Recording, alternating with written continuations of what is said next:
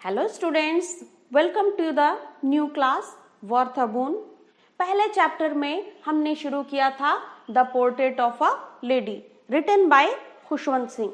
इस चैप्टर में हमने देखा कि खुशवंत सिंह और उनकी दादी माँ गांव में रहते हैं। वो एक दूसरे के दोस्त हैं।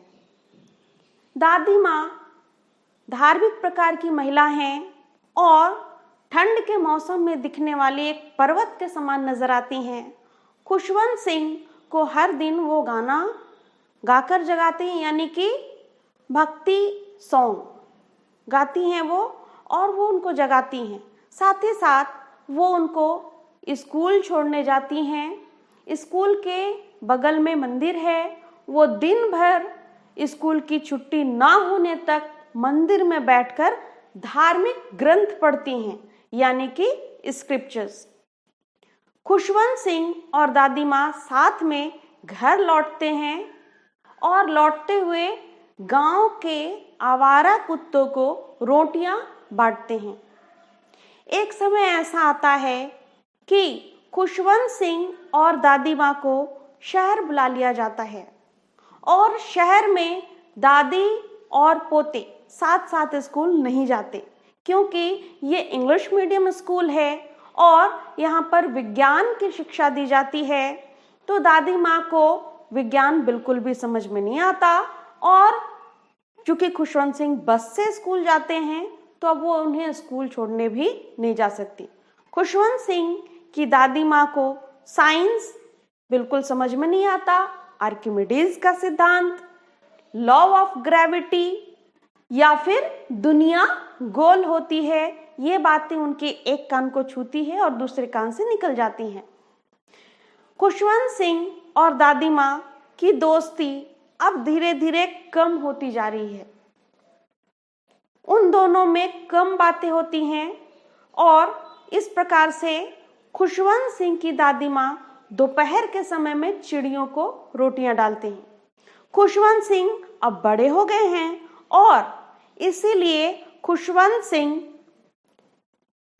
जब यूनिवर्सिटी में पढ़ने लगते हैं तो उन्हें एक अलग कमरा दे दिया जाता है, जिससे दादी और पोते के बीच जो दोस्ती की कड़ी थी वो कम होती चली जाती है और लगभग समाप्त हो जाती है। खुशवंत सिंह अब अपनी यूनिवर्सिटी की भी पढ़ाई खत्म कर चुके हैं। खुशवंत सिंह के यूनिवर्सिटी की पढ़ाई खत्म होने के बाद अब वो अब्रॉड जाना चाहते हैं। अब्रॉड जाकर वो आगे की पढ़ाई करना चाहते हैं। अब्रॉड का मतलब होता है विदेश। विदेश में जाकर वो आगे की पढ़ाई करना चाहते हैं, और एक नहीं दो नहीं बल्कि 5 साल की पढ़ाई है, इसीलिए उन्हें विदेश में 5 साल रहना पड़ेगा। खुशवंत सिंह जब अपनी दादी माँ को देखते हैं तो उन्हें लगता है कि अब उनकी दादी माँ को वो अंतिम क्षण देख रहे हैं, क्योंकि दादी माँ इतनी बूढ़ी थी कि और बूढ़ी नहीं हो सकती थी। Old, so terribly old that she could not grown older.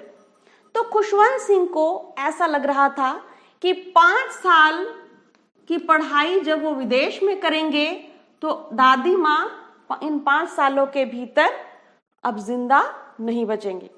Khushwant Singh की दादी माँ खुशवंत सिंह को रेलवे स्टेशन तक छोड़ने के लिए आई। खुशवंत सिंह की दादी माँ ने बहुत ही प्यार से अपने पोते को उनके फोरहेड पर एक किस किया, और खुशवंत सिंह को ऐसा लगा कि दादी माँ से फिजिकल कांटेक्ट होने का, शारीरिक स्पर्श का की ये अंतिम निशानी है।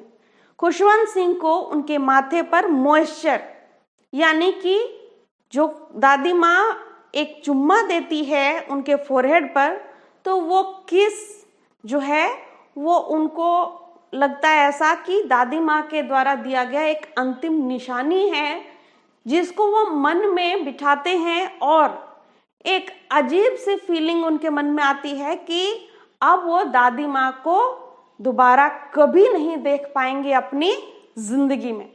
लेकिन फिर भी आगे की पढ़ाई करने के लिए उन्हें विदेश जाना ही था और खुशवंत सिंह अब्रॉड के लिए चल पड़ते हैं। खुशवंत सिंह की दादी माँ अब 3 काम करती हैं और उनका जीवन यापन चलता है। यानी कि समय काटने के लिए पहला तो वो रोजरी यानी कि जप माला का प्रयोग करती हैं ताकि उनका समय गुजर सके। दोपहर के समय में वो स्पैरोज को यानी कि चिड़ियों को रोटी के टुकड़े खिलाती हैं, जो दिन भर की उनकी थकान मिटाती है। दिन भर की खुशनुमा पल, happiest moment of the day चिड़ियों को खिलाना हुआ करता था दादी माँ के लिए। और तीसरा काम जो दादी माँ करती थी, स्पाइनिंग व्हील यानी कि चरखा।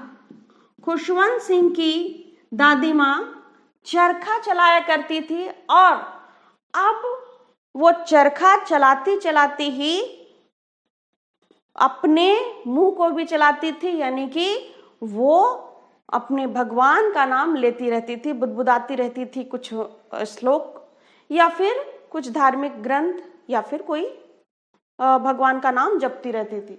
तो इस प्रकार से हमने देखा कि 3 काम करते हुए दादी माँ जो है वो अपना जीवन गुजार रही हैं। वो सुबह से लेकर शाम तक अब चरखा चलाती हैं और किसी से बात करते हुए भी चरखा चलाती रहती हैं।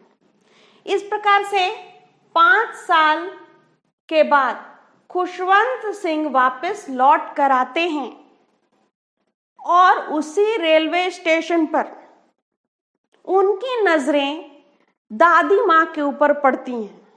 खुशवंत सिंह बहुत खुश हो जाते हैं क्योंकि 5 सालों के बाद भी दादी माँ जिंदा थी। और खुशवंत सिंह की दादी माँ अपने पोते को देखकर बहुत खुश होती हैं और उनको प्यार से गले लगाती हैं। खुशवंत सिंह अपनी दादी माँ के चेहरे को देखते हैं।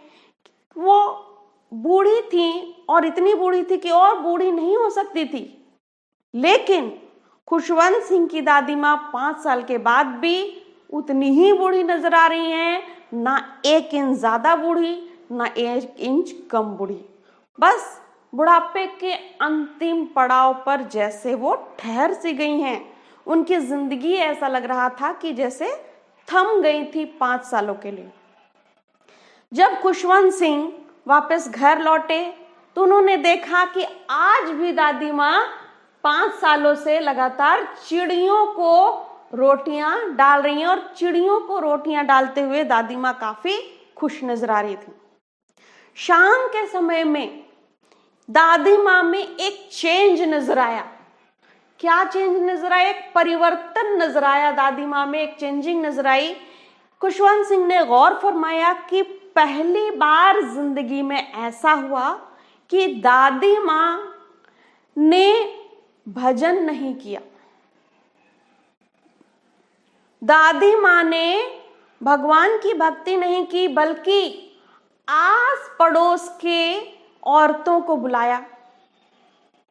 उन्होंने एक पुराना सा ड्रम लिया, यानी कि एक ढोलक ले लिया और उन औरतों के साथ मिलकर गाना गाया, होम कमिंग ऑफ वॉरियर्स। ऐसा लग रहा था कि मैं युद्ध का एक योद्धा हूं और दादी माँ मेरे लिए स्वागत गीत गा रही हैं, जैसे कि मैं कोई जंग लड़कर आया हूं। खुशवंत सिंह की दादी माँ बहुत खुश थीं और ढोलक लगातार बजाई जा रही थीं। वो बजाते बजाते थक गईं, लेकिन उसके बावजूद भी वो मेरे लिए गाती रहीं और यही बात दर्शाता है कि वो बहुत ही ज्यादा खुश थी मेरे घर आने से। खुशवंत सिंह ने दादी माँ में आए इस परिवर्तन को देखा और घर वालों ने भी नोटिस किया कि पहली बार दादी माँ की जिंदगी में एक परिवर्तन आया कि उन्होंने भजन कीर्तन ना करके होम कमिंग ऑफ वॉरियर्स का गाना गाया। विदेश में पढ़ाई करना आज के डेट में भी बहुत बड़ी बात मानी जाती है। और उस समय खुशवंत सिंह विदेश से पढ़ाई करके लौटे थे, शायद इसी बात का जश्न मना रही थी खुशवंत सिंह की दादी माँ। अब स्टोरी का अंतिम फेज आता है। दादी माँ जो भजन गाना गाते गाते थक गई और घर वालों को मनाना पड़ा कि अब आप बस करो, ढोलक बजाना बंद करो। खुशवंत सिंह की दादी माँ के हाथों से ढोलक ले लिया जाता है और उन्हें आराम करने के लिए कहा जाता है। रात गुजर जाती है। सुबह होते ही दादी माँ बीमार पड़ जाती हैं। खुशवंत सिंह की दादी माँ अब बीमार हो गई हैं और उसके बावजूद भी उनके हाथों में जपमाला है। 108 मोतियों वाली जो जपमाला होती है, जिसे हम क्या कहते हैं, रोजरी। खुशवंत सिंह की दादी माँ के हाथों में जपमाला है और वो बिस्तर पर लेटी लेटी ही भजन कर रही हैं, यानी भगवान का नाम ले रही हैं। घर वालों से बात तक करने की फुर्सत उनको नहीं है। डॉक्टर ने कुछ दवा लिख कर दिया और उन्होंने कहा शी विल बी फाइन, वो ठीक हो जाएंगी।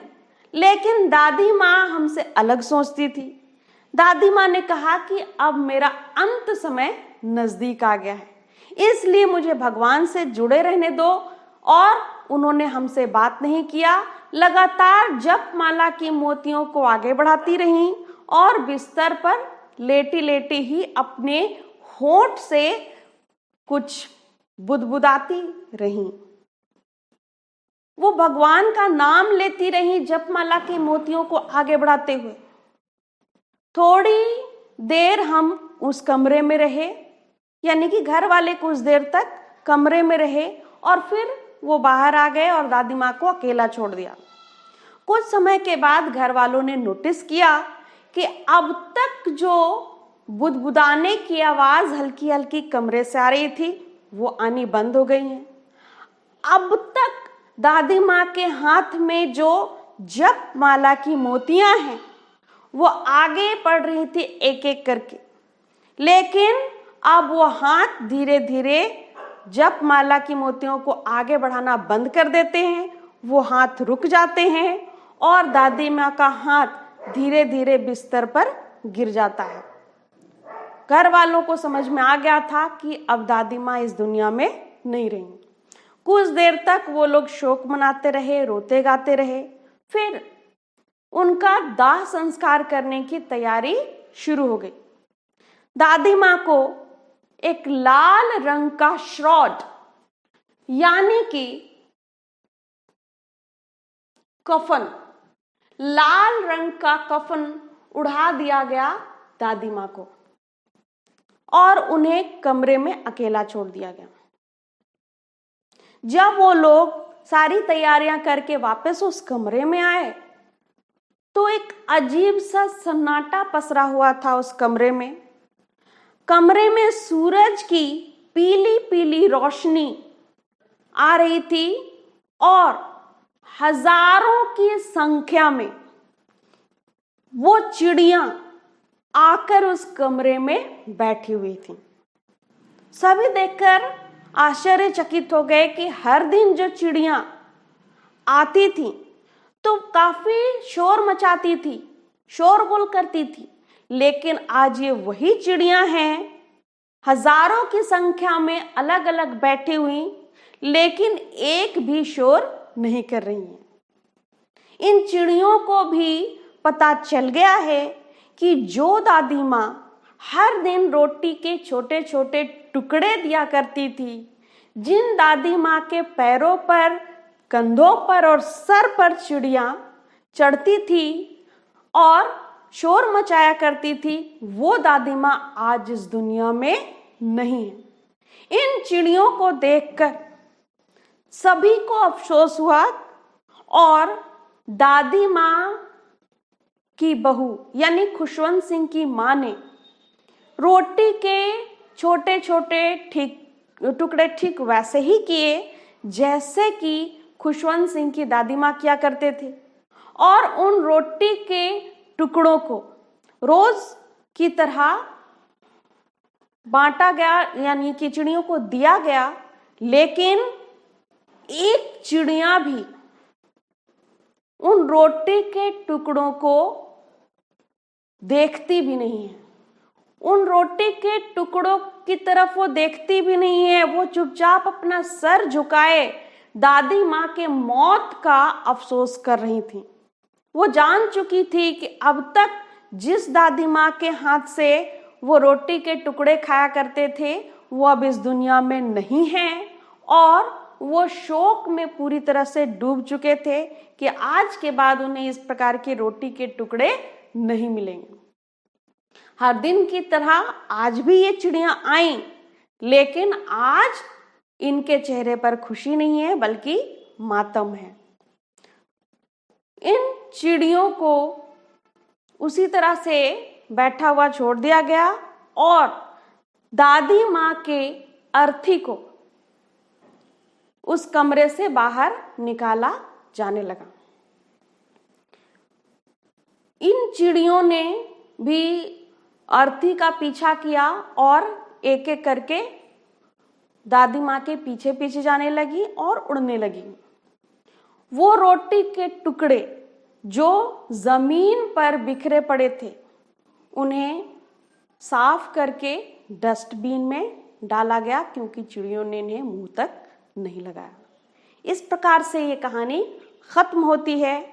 दादी और पोते की कहानी काफी अच्छी कहानी, जो कि एक ऑटोग्राफी है, यानी कि खुशवंत सिंह के जीवन की आत्मकथा, यानी कि वो स्टोरी जो किसी के जीवनी के ऊपर डिपेंड करती है उसे ऑटोबायोग्राफी कहते हैं। ऑटोबायोग्राफी का मतलब होता है आत्मकथा, यानी कि the portrait of a lady, ये आत्मकथा है। और बायोग्राफी, बायोग्राफी का मतलब होता है जीवनी। अगर ये कहानी आपको पसंद आई तो प्लीज मेरे चैनल को लाइक कीजिए, सब्सक्राइब कीजिए, कमेंट कीजिए और शेयर कीजिए। और अगर कुछ नहीं समझ में आया हो तो प्लीज कमेंट बॉक्स पर जरूर लिखें कि मुझे अपने वीडियो में क्या इम्प्रूवमेंट करना चाहिए। आज तक के लिए धन्यवाद।